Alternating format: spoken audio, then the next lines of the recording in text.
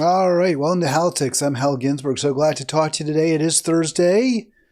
Thursday, right? Yeah, Wednesday. Oh my God, I'm sorry about that. Yeah, it is Wednesday. Wednesday, April 17th. Not sure why I thought it was Thursday. But yeah, hump day. Always a good day for me. Always like Wednesday. Even if I think it's Thursday, I'm still pretty happy because it's Wednesday. And we're getting close to the weekend. Closer, anyway. Today's topic, maybe not the most optimistic one, but something we really need to talk about. I have been focusing so much on our foreign affairs, on war, both in Ukraine and, of course, in Israel, Gaza, Palestine. So that will continue today. May get to a couple of other topics. We'll see about timing. I do want to talk to you as well. 242-5646 is that phone number. And yes, please click like and subscribe.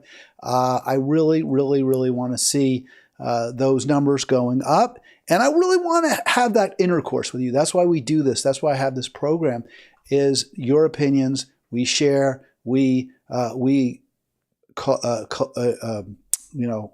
collaborate on solutions, try to come up with solutions to the problems that we face. That's what this program is all about. So I can only do that. We can only do that if we're on together, if we're speaking to each other, if we're commenting to each other, if we're remarking our thoughts about what each of us has to say. Because we've got to come up with something better than what we have now. It's just not working. And you can see, even from the title, are we on the brink of World War III? There's the map of Ukraine. Should have also perhaps included, or could have anyway, I don't know, they should have, because more of the focus will be on what's happening right now in Ukraine. But Israel too will get its share of attention. And I mean, the fact that we continue even after the last millennium, the end of the last millennium, the last century of the second millennium was so bloody. It kind of was the culmination of 1,000 years of European wars and constant armies moving across Europe, killing each other, laying waste to the land, destroying civilian populations, and went, totally global in the Second World War, 1939 to 45. And so even after that experience, there was talk. I know Francis Fukuyama said, oh, it's the end of history. We're not going to be killing each other anymore because history, he rather simplistically and deliberately, deliberately simplistically made history the study of war between nations. Wars between nations, certainly our art is so concerned with wars, going back to the first great epic poem, the Iliad, between the war between Europe, the Greeks, whatever you want to call them, they call themselves Danaans, I suppose, and the Asians, Asia Minor, the Trojans. So that has been a constant in especially, but not solely, European history. It does seem, from my readings, what little I know, which isn't a lot, about Far East Asia, China, there was more peace there. There was a more united country. Certainly China was often at war with neighbors, and there were fights for territorial disputes with tribes that may have not been incorporated into the civilized mainland. You also had, of course, the Mongol Empire and its invasions, both China and elsewhere. But the history of Europe seems uniquely bellicose, uniquely warlike, and tragically, we're back again in that same place with the armies of Europe and Eurasia at each other in Ukraine. It's very sad. You can see the pink on the right is where Russia currently occupies Crimea and Donbass. It's in dispute, although Crimea has been in Russian hands exclusively for 10 years now, and yellow being what is Ukrainian. We have been supporting Ukraine. Basically, this is a proxy war between the United States and Russia that has devastated Ukraine. It's also done a lot of harm in certain ways to Russia, but not to the Russian president, whatever you want to call him, leader, Putin.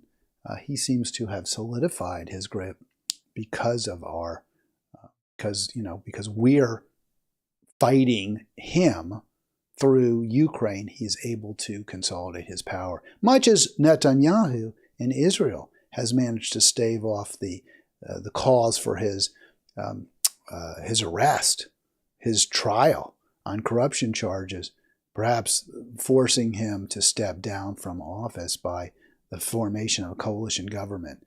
That hasn't happened in large part because of Israel using October 7th as a rallying cry to decimate, eradicate, really, Gaza.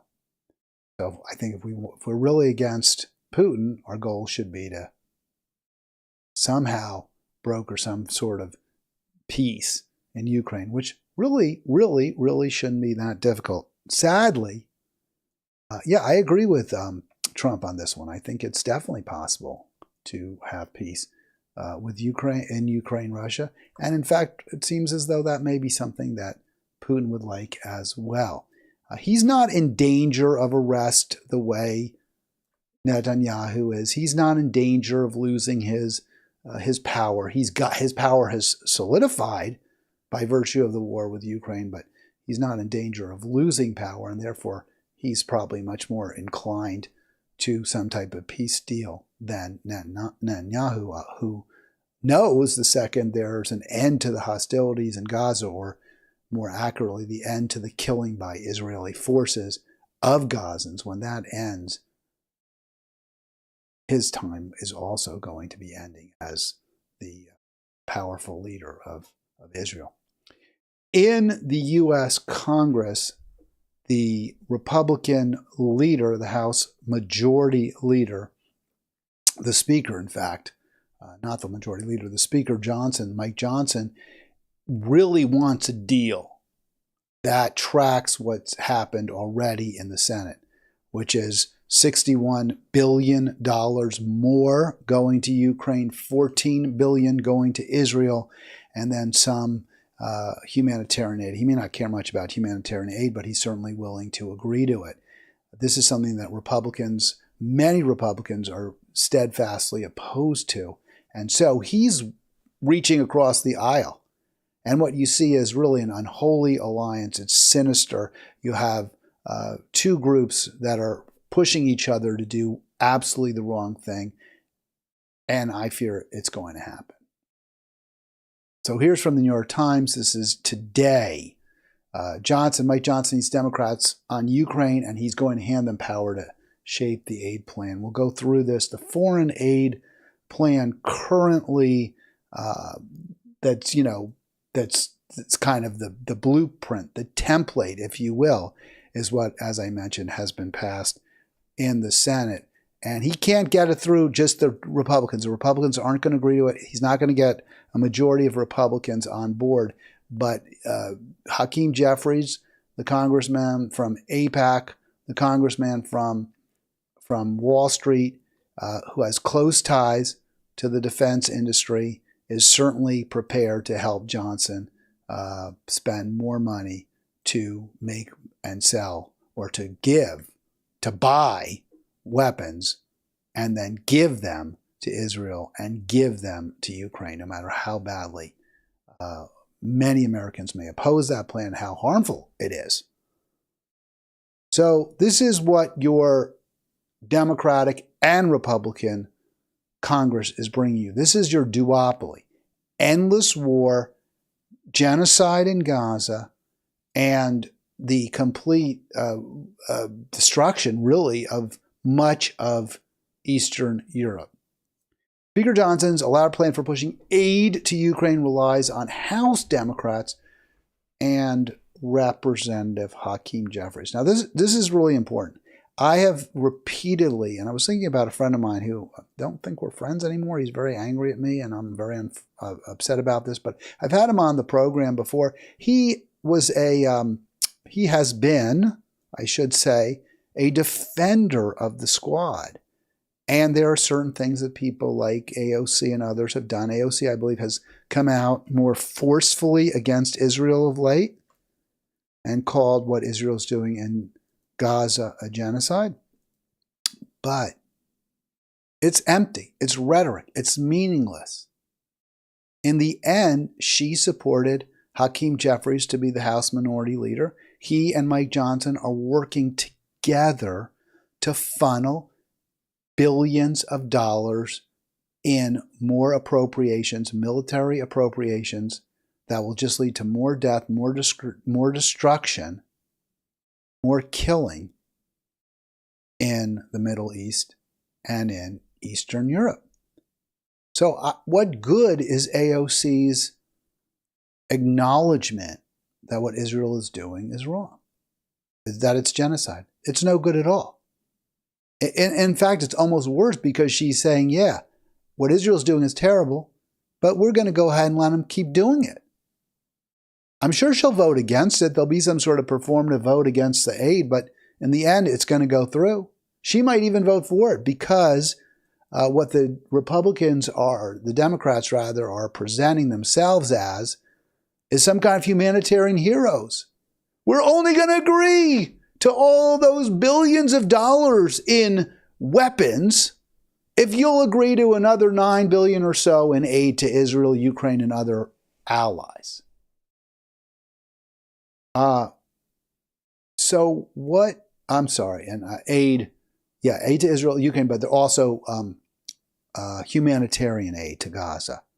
But Gaza and Ukraine only need that humanitarian aid because of what the U.S. is doing, because the U.S. has supported destroying their countries, destroying Gaza City, destroying eastern Ukraine and much of Ukraine. Those are a direct result of American policy. So now we're sort of cleaning up the mess, except at the same time we're making it even worse. I wish I had answers. You know, one of the things I try to do on this live stream, on this program, is come up with solutions. And frankly, I don't have one. I don't think there's really is one right now. We are at such a bad spot that I don't know how we can get out of it. I mean, yeah, vote for Jill Stein. That's all I got. That's all I got. Vote for Jill Stein. And I know that's not pretty weak tea, isn't it? Pretty weak tea. All right, call 240-242-5646. Would love to get your take on this. Again, Democrats, and the way I present this program today is, yeah, are we on the verge of World War III? So it's not just that this plan that the Republican House leader, the Speaker, and the minority leader of the Democrats, Hakeem Jeffries, it's not and Chuck Schumer, Mitch McConnell, President Biden. It's not just that this plan that they're hatching is going to be incredibly bad for the people of Ukraine, for the people of Gaza. It's going to make Israel less safe. It's not just that it's terrible for them and will lead to more death and destruction. It's that we're actually putting the entire world at risk of war. So what Jeffries, he can't say I'm for endless war, so how is he going to present it? Well, we're going to insist on humanitarian aid for Gaza. We're going to build that pier. We're going to keep driving a few trucks through to alleviate the famine that is already besetting 1 million Gazans. We're going to do, we'll bring some food and we'll drop aid from planes, and hopefully it won't crush too many people on its way down. And I love that quote by Rosa DeLauro. We need $9 billion in humanitarian aid. That's what is required to deal with Ukraine, Sudan, Somalia, Haiti, and Gaza. So as best I can tell, those are to a significant degree U.S.-created crises. Certainly Ukraine is. We provoked Russia. We failed at every opportunity to join with China and India to broker a lasting peace. We continue to talk about putting NATO in Ukraine. And we keep funneling, and we have, or at least until very recently, funneling weaponry to Zelensky, which has allowed him to continue this war, even at a point when there is certainly the prospect of a reasonable peace deal with Putin. Specifically, accept that the Donbass, accept that Crimea are Russian, which Russia controls them. Russian armies have completely overrun those areas, and agree to some kind of demilitarized zone between Russia and Ukraine, along with a commitment by the West that we're not going to expand NATO. That's absolutely reasonable. It probably could be done. We should be trying it. But because we haven't, Ukraine needs a tremendous amount of humanitarian aid. Okay, how else is the U.S. responsible? Well, certainly what's happened in Haiti is centuries of neoliberalism in the United States treating Haiti as kind of a foreign sweatshop, right? Where we exploit the labor there, we exploit the country's natural resources, and we pay a pittance for it. So we've completely hollowed out that country to the point where now it's overrun by gangs. It has no ability to be a viable, ongoing, secure country. That's on us. Gaza, likewise. We are the stockpile of the weapons. We are the reserve of the weapons that Israel has used to kill now somewhere in the $33,000, $34,000 range of Gazans, according to the latest from Al Jazeera, and many, many, many more to die. Sudan, Somalia. We can talk about China. We can talk about those African countries where the U.S., China, Russia, European nations all scrambling to exploit the resources there, putting strong men in place in power. I can't say it's as directly our fault, the way clearly what's happening, the crises in Haiti and Gaza especially, but also Ukraine, can very easily and clearly be linked to the United States action. But okay, so the Democrats want to put humanitarian aid in place. I guess that's better than not, but it's their fault. It's needed to begin with. It's the policies that the United States has promoted to begin with. Why aren't the Squad? Seriously, if you really believe that there are Democrats that are on the side of peace, why isn't the Squad? Why isn't Rosa DeLauro, who's a sort of proclaimed progressive, I suppose, why aren't they teaming up with Marjorie Taylor Greene? I've heard, oh, she's so evil. She doesn't want more weapons going to Ukraine. She doesn't want more death in Ukraine. Why aren't they teaming up with her to say, hey, how can we stop this? How can we promote peace? They're so great. Instead, you can see that the Democrats are perfectly happy with what Mike Johnson and Hakeem Jeffries are cooking up. Now, I want to say these are mostly more conservative Dems, very, associated with AIPAC, associated with the pro-Israel lobby. Jared Moskowitz is a good example of that. And he's all in for what Johnson and Hakeem Jeffries are putting together. If what the speaker's bringing is a Senate bill chopped up, we'll get to it in a moment, just procedurally different, but policy-wise the same, why would we get in the way of that? Yeah, what's a few more, but it's like another $100 billion up in smoke. Why would we stop that? And I get it if you're, part of the AIPAC team in Congress, you're good with it. But are you AOC? Are you Ilhan Omar? Are you Rashida Tlaib? Why aren't you speaking out against this? Why aren't you filibustering this? Why aren't you voting with, and I hope you will, the Republicans to prevent this bill from coming to the floor? Because if a majority stop it, then it's stopped. And most Republicans don't support it. That's why Johnson needs the Democrats on board. You could tank it, AOC, probably, possibly. if you really are progressive, why don't you? I mean, I think the answer is obvious. It's not a progressive. Or certainly to the extent there may be progressive leanings or inclinations, they're not enough to say no to the leadership. And that, then you're useless to me. What is the House? What is Mike Johnson trying to do? What is Hakeem Jeffries? What are they trying to do here? Here's the bill. This got through. This has been languishing now for months because the Republicans simply would not coalesce behind it. And I am all, good with that. That's great. I'm glad they wouldn't coalesce behind this horrible bill. $95 billion aid package, providing funds for Ukraine, Israel, and Taiwan. Most of those to Ukraine, some to Israel, virtually none to Taiwan. I believe we should support Taiwan. I think it's a different situation altogether. I completely agree with John Mearsheimer on this one. He and I have the same view, which is we should not be backing Ukraine. We should not be backing Israel. We should be saying no to President Xi, the president of the Chinese Communist Party, and saying, no, you cannot invade Taiwan.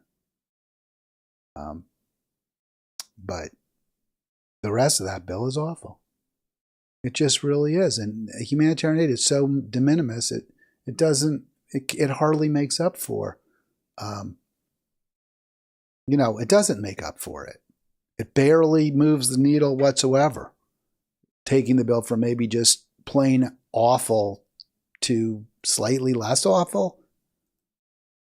$61 billion for Ukraine, $14 billion for Israel, and then under $5 billion for Taiwan, which is the country that really needs the help. And then there's another $16 billion or so for the humanitarian aid, I suppose, if I did the math right, which I have. Join me, 240-242-5646. We are looking at this kind of military spending. We're really looking at ginning up some kind of massive war, massive world war, global conflict, global conflagration. In the Middle East, you have many countries lined up against us. I know we have allies, Saudi Arabia, certainly, I guess, one of them. And if Saudi Arabia is your ally, then maybe you should start thinking about whether you're on the right side of something. Because it seems to me if the Saudis like it, it's probably not so great. Right? I mean, these are people who killed journalists. It's one of the most repressive regimes. Far worse than, for example, Iraq or Libya were when we destroyed those countries. Iran is certainly one of our, now I guess enemies. And that won't get better with Trump because he's always poking at Iran as well, even if he's better when it comes to Russia. We have seen now over 2 years of war in Ukraine and very little movement along the lines. There was a vaunted offensive over the past summer, 2023. Very little movement at those front lines. Russia remains in control of, I think, what did I read about? 17% of Ukraine, of what, is considered, I guess Crimea is still considered to be part of Ukraine, even though it hasn't been occupied by Ukraine. It's been controlled by Russia for 10 years now. You can see the Donbass, and quite a bit, where I put Donbass, that's just right over a relatively small province. Russia has increased its reach all along eastern Ukraine. The front lines were pushed back somewhat in the north. The attack on Kiev in the above that R in Ukraine was repulsed, but the front lines have barely moved since towards the end or middle of 22. The one thing that hasn't stopped moving is the number of dead. And the situation continues to get worse in Ukraine. You can see here, this is from yesterday, I believe, PBS NewsHour. Let me see if I can get that date a little bigger so I can read. I believe it either today or yesterday. Miss it on the next page. They're losing men, women at the front, obviously, by injury, by casualty numbers, by some people abandoning their posts. And as PBS NewsHour reports, they have to boost conscription to fend off Russia's aggression. I love the way it's presented. April 16th is the date on this, so yesterday. So this is not the law we talked about that lowers the age of conscription from 27 to 25. This is a little different. What this law does, and again, this is all documenting, demonstrating that things are going poorly in Ukraine for Ukraine. And you could argue and say, well, this is why we have to get involved. We have to just keep things going. But that ignores the fact that we have kept things going. We kept them going for over 2 years. We were all in for that offensive last summer, and it went nowhere. In fact, Russia regained some ground in the wake of that offensive. The best we can hope for is stalemate. And that's a hell of a thing to hope for if we continue the war. The forces are depleted. What they need to do now, identify every draft eligible man, basically looking at 100% conscription. And many are, have dodged it, right? And can you blame them? I mean, it's awful. You just get shot at, or you have to go over, over the top, out of the trenches, and then get shot at. Get shot directly at. So the war going very badly for Ukraine. And yes, they don't have the weapons they need. I get it. To perpetuate a stalemate. That's the weapons they need are weapons they need to perpetuate stalemate. What we need to do, what we should be doing, the moral obligation here is to push for peace. But we're looking at escalating. And scarily, we're not the only ones. Apparently, French President Macron has been saber-rattling. This is somebody who had been a little more responsible, saying, yeah, maybe we don't want to engage fully in some kind of a hot war with Russia. Maybe that's not such a good idea. That's what he said 2 years ago. He's changed his tune. We'll get to that in just a moment. But just with respect to the conscription law, the government is offering these bonuses now, right? Oh, sign up and you get a car. You get a house if you sign up. Country's practically bankrupt. Can't afford it. It's almost endgame there. And a lot of Europe gets it. And they're not happy. At least the leadership isn't happy. They're afraid of Russia. And I understand that. The way you respond is you push for peace now. You push for some kind of sustainable solution. You don't let Putin finally, have his armies march triumphantly into Kiev. You can see from these charts, from these maps, I wanted to show you how little has changed in 2 years. So this is the beginning. Left is, and I mentioned Crimea has been in Russian control, under Russian control for since 2014, and that's why it's pink on the left side of the map. The yellow is Donbass. Donbass was disputed, but it was putatively Ukrainian. Russia invaded. This was in response to what they would say repeated provocation, shooting from Ukrainians on Russian separatists, attacks on Russian separatists. I'm going to say Russia was not justified. It was wrong what Russia did. They shouldn't have invaded. Despite the provocation, despite the U.S.'s insistence that if Ukraine wanted to join NATO, they were being considered, that we weren't going to say no if Ukraine wanted to join NATO. Despite all of that, no, it was wrong. But the result we cannot pretend it didn't happen, is that a lot of territory was overrun quickly by the Russian army. And you can see in the north, especially, Kiev was practically taken, but not quite, but practically. It was seriously threatened. It wasn't like France in World War II by the Nazis. It wasn't taken. And in the end, in the latter half, the second half of that year, 22, the Russian forces were pushed back. And you can see that basically by November of 2022, the front was where it is now. It really hasn't shifted much. Let me see if I can get that for you. So by November 22, Russia had pushed away the troops that were near Kiev. They regained some territory in the south and in the northeast. But in the end, Russia has regained a little bit of it. You can see they took Avdiivka, and Crimea remains Russian. So the answer is, this has got to stop.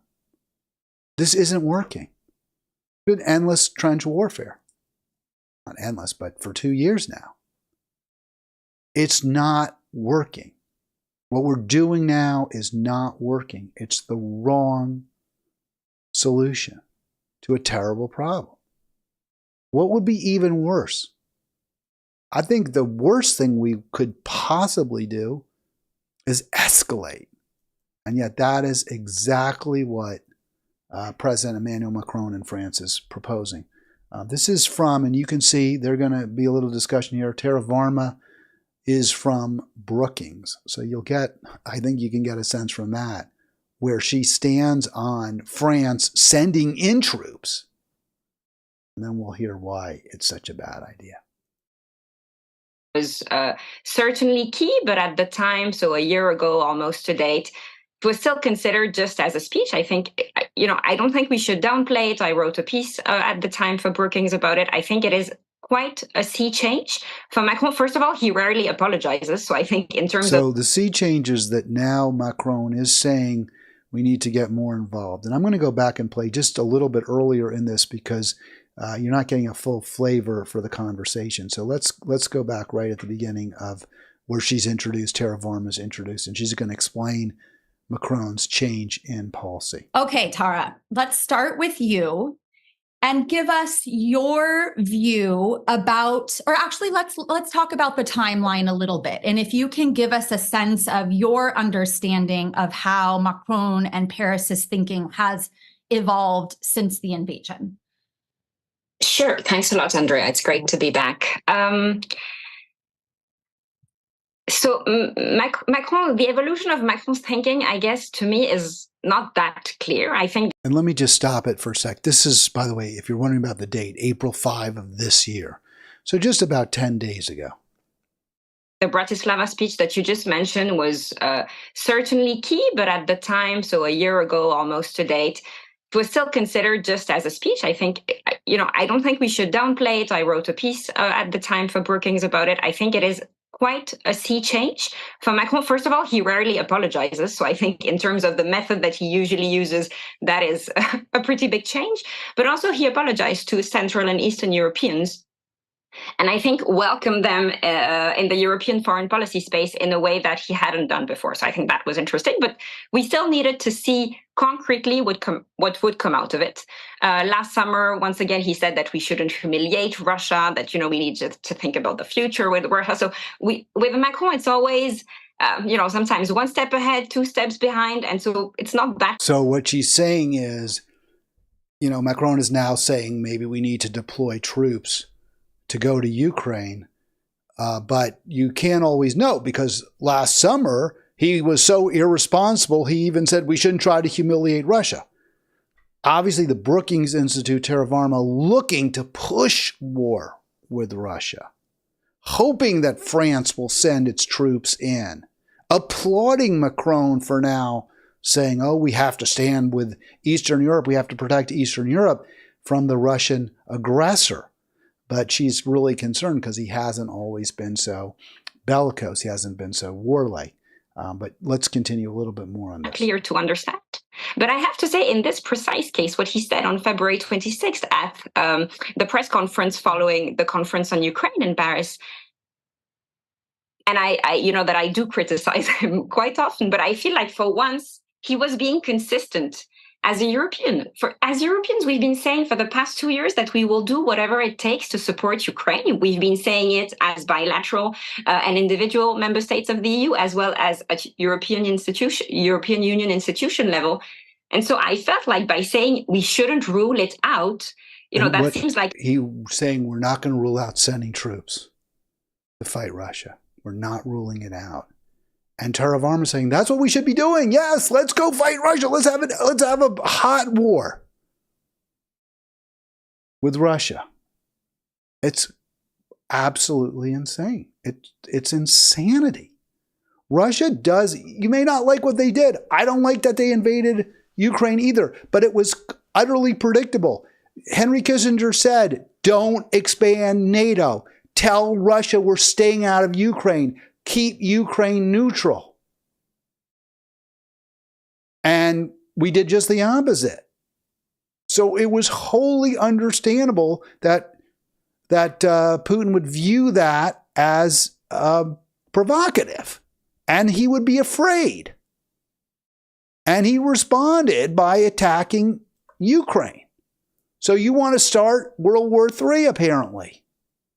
And maybe that's what Macron is talking about. It's a good policy option not to rule something out. And the reaction that came out. We don't want to rule it out. It's a good idea. Let's not rule out a hot war. Let's not keep France from yet another devastating war.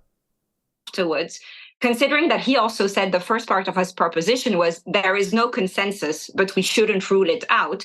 He was kind of actually fairly prudent. And I still struggle to understand a little bit the reactions that came after that. I mean, I do understand the variety of German reactions were somewhat negative, right? Other countries like Germany are like, what are you talking about? Sending in troops? Are you insane?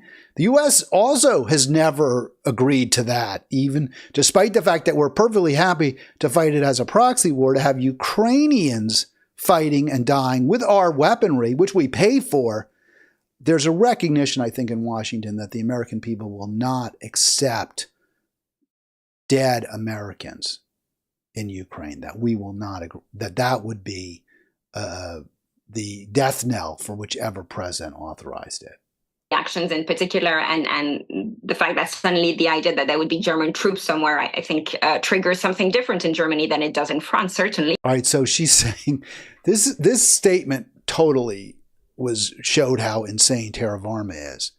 The idea, she says, that German troops would be deployed trigger something different in Germany than in France. And I'm thinking, wait, France has been devastated in the past 100 years, 105, 106, if you go back to World War I now, which, ended in 1918. So a little over 100 years, France has been overrun by troops from the East, specifically Germany. And you can still see the damage in northeast France that the German army did to it in World War I, the Great War. France was occupied by the Nazis, a terrible, some brutal, not as brutal as Poland suffered, surely, but it was still pretty damn vicious. The French army was utterly was destroyed and completely captured by the Germans.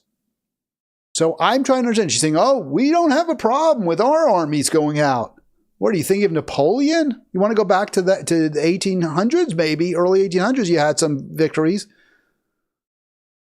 Of course, Germany's not going to want war either after what happened to them. But how can you, Tara Varma, think that somehow for France, a war with Ukraine, a war in Russia, war with Russia in Ukraine would be a positive thing? And yet she somehow seems to think it would be. But I felt like for once it was not that crazy a proposition to, unfortunately, everyone hopes that it's not going to happen, but not to rule it out seems like a fairly good policy option. All right. So obviously crazy policy option, insane. And we'll get to Mearsheimer because I felt like, of course, you hear much more sanity from the peace guy. I mean, why are we even debating this? And yet we have to, because so many people see it the other way around. I get it. So many people think, oh, we got to show Putin. Putin is large and in charge, and we've been trying to show him. He's not going further west unless we provoke him to do that, which it appears to be what Macron may be trying to do. All right, I hope this is in the right spot. I'm always having trouble with these videos, and I'm really getting irritated with Google Decks because I blame them, not me. But for me to cut and slice and dice these videos would take a lot more time, and I only have so much time to put these together. So hopefully this is in the right spot. Ukraine to help the French get out, which I can't imagine anybody in Washington seriously wants to put themselves in that position. Or worst, well, not so bad, but still very bad, have to say no to the French with all the effect that will cause. All right, so let me just get a little bit earlier in this video. This guy is making a lot of sense, and he's talking about, with Mearsheimer, the escalatory ladder. So how, and that's, how I brought this out was, are we going to have endless war? Not just in terms of a proxy wars, but actually hot war. Are we looking at World War III? Is that possible? And when you couple the authorization or the fight in Congress that the Democrats are joining with Mike Johnson to get, close to $100 billion in more military spending through over the objections of Republicans, when you couple that with Macron's statement that he doesn't rule out sending in French troops, you have to wonder if we're actually in a place that we can't go back. We're getting to a brink that we can't back away from. That is exactly right. I would also add that I very much hope that the Americans, because it is the Americans at the end of the day, do put their foot down and say to the French, if the French really are thinking to do this stupid thing, absolutely do not do this. This is a completely stupid idea. If you go into Ukraine, do not expect us to come to your rescue. And in fact, better still, if the United States, which has the means to prevent French troops going to Ukraine, the French can't get there by themselves. It's been explained to me, I'm not a logistics person, but it's explained to me logistically that they wouldn't be able to sustain a presence in Ukraine without American help. I think the Americans should now make it absolutely clear to the French, no, under no circumstances, no way, because if the French get themselves into trouble, which they will, exactly as John has said, I think that as night follows day, whatever they're saying to the Americans now about, let it happen to us, we'll take it on the chin by ourselves. The reality is they will come scampering to the Americans and they will ask, help us. And far better that the United States is not in a position, doesn't find itself in a position where that happens, and it has to make a choice either of taking unimaginable risks of trying to go into Ukraine to help the French get out, which I can't imagine anybody in Washington seriously wants to put themselves in that position. Or worst, well, not so bad, but still very bad, have to say no to the French with all the effect that will cause in Europe. So I hope people in Washington understand that this is a crazy idea that the French are floating. It's a sign of growing uncertainty and panic and probably also maneuvering amongst the Europeans. But it's an incredibly dangerous plan, and it must not happen. It's not going to achieve anything the only thing it might do, apart from leading to the destruction of the French in Western Ukraine, is the one thing that might incentivize the Russians more than anything else to move westwards into Western Ukraine, something which incidentally today, or rather yesterday, Putin made statements which I think signal again that that is not what they want to do. They do not want to move into Western Ukraine, but they made it absolutely clear again, no NATO troops in Ukraine itself, no NATO boots on the ground. So, all right, so there's the answer. You want peace, we take NATO out. We take the threat of NATO out of Ukraine altogether. We tell France, back off. And we don't authorize all those billions of dollars. The only reason the French are even talking about getting troops into Ukraine is because they think the U.S. will back them. And they think that because of all that money that Congress is now debating. Well, they've already approved it. Senate's already approved it, which it looks like the House is likely going to authorize as well. That's how, people say, oh, we got to show Putin.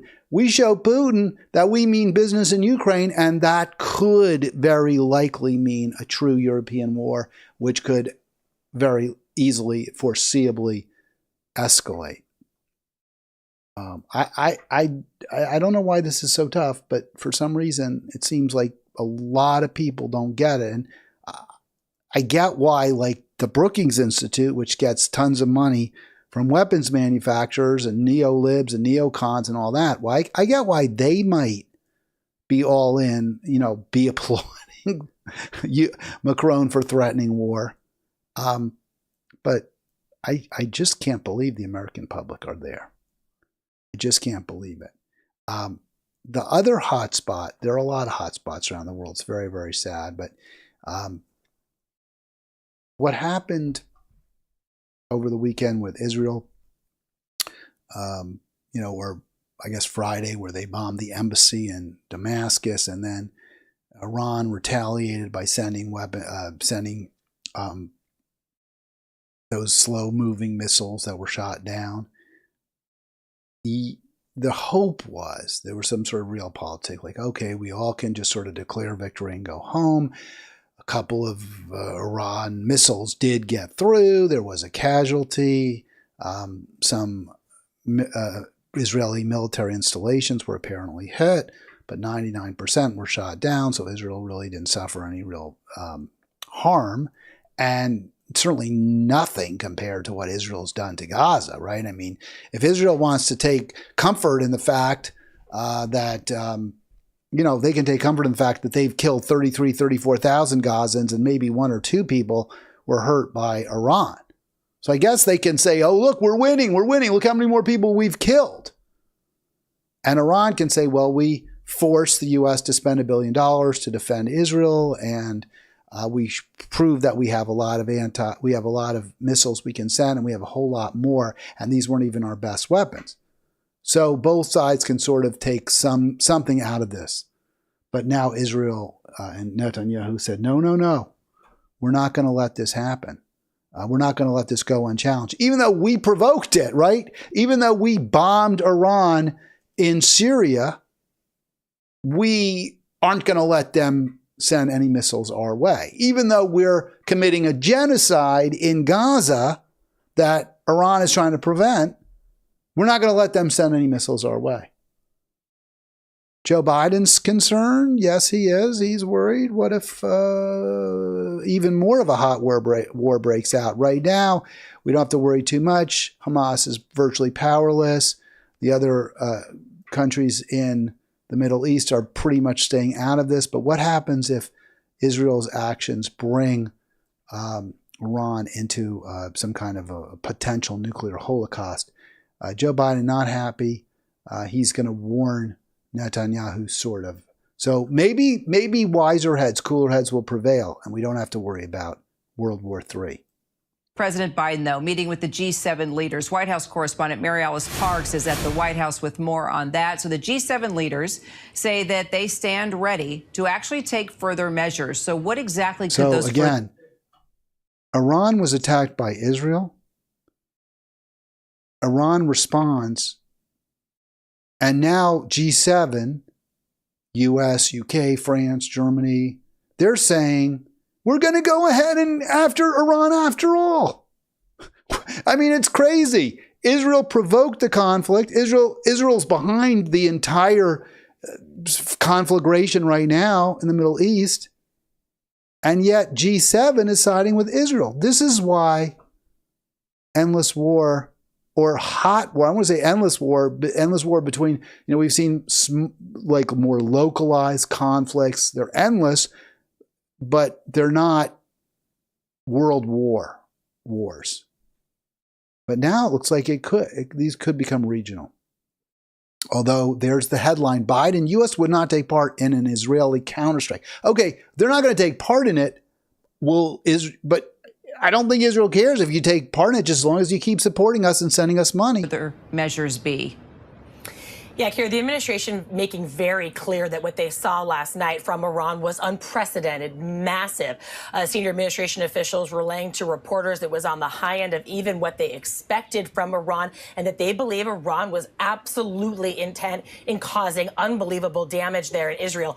But that luckily Israel's defense capabilities held, in large part with the help of U.S. forces and assets sent to the region to actively work alongside Israeli troops to defend Israel. When we heard the president, we know the president was on a call with Prime Minister Benjamin Netanyahu yesterday. We learned a little bit more about that call from some senior administration officials today.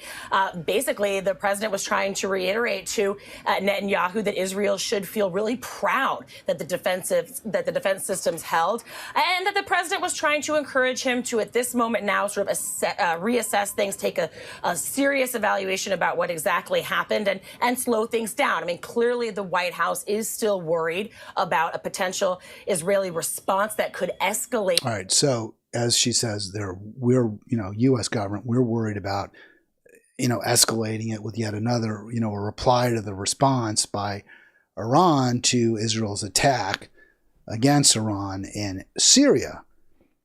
Good luck with this sort of like, it's sort of like the opposite of tough love. It's like, hey, good job, Bibi. We knocked down all those missiles. You don't have to do anything else. We're all good now. Yeah, good luck with that. Good luck. See, there's no message that can work with Netanyahu. He is going to pursue the genocidal attacks against Gaza. He is going to escalate this as far as he possibly can. Biden has been repeatedly saying, oh, you've got to cool it. You're going too far. He's read Bibi, the Riot Act of late, and it's done no good at all. This is from today's Al Jazeera. Strikes hit a playground and busy market in a refugee camp. That's where Israel is targeting now, a refugee camp. They killed 56 Gazans in the past 24 hours. Their onslaught on civilians continues. Close to 34,000 dead, close to 77,000 wounded. And the death toll in Israel actually has gone down a little bit. Some of the people they thought were killed on October 7th weren't killed. So nothing that we've done has dented Bibi. Nothing. And why should it? Why should he change his tune? Why would he think that there's anything the least bit serious in what Joe Biden says to him about, peeling back, about cutting the attacks down, trying to reduce civilian deaths? Why should Netanyahu even have the least doubt that Biden's completely with him? 1 hour ago, 3:30, well, that says GMT, so I don't know. I guess that's 6 hours ago now, 6.5 hours ago. The U.S., because it's 6 hours later in or maybe it's 5 hours. So it's about 5.5 hours ago. Biden pens opinion piece calling for more aid to Israel. This is today in today's Wall Street Journal. It's the moment of truth for U.S. legislators to approve more military aid. Israel and Ukraine. World War III is not that far off, folks. It's just not. We do not have responsible pro-peace leadership in this country. We don't have strong leadership either. If Joe Biden were a strong leader, a resolute leader, he would have said no more, basta, enough, Bibi. I've seen too many civilians killed. I've seen too many hospitals bombed. I've seen too many residences leveled. We're done. You're not getting another penny. That's what a strong, resolute leader would do. But he's on the other side. He's on the side of more death, more killing, more atrocities. I can't support this guy. There are going to be more and more protests. People are going to be in the streets. There's going to be blockades. Highways are going to be shut down. It's not going to be pretty. There's going to be a lot of innocent victims, collateral damage in this country as a result. But what else can we do? What other solutions do we have? All right, I'll be back tomorrow. Got some more stories. I want to talk a little bit about America's last hometown, Pacific Grove, and maybe change in policy among a collegiate oversight agency when it comes to trans athletes. So we'll talk about that tomorrow and much more. You have a great, I guess now it's pretty much afternoon, or will be across the continental United States. So I'll wish people a great day. And again, I will see you tomorrow.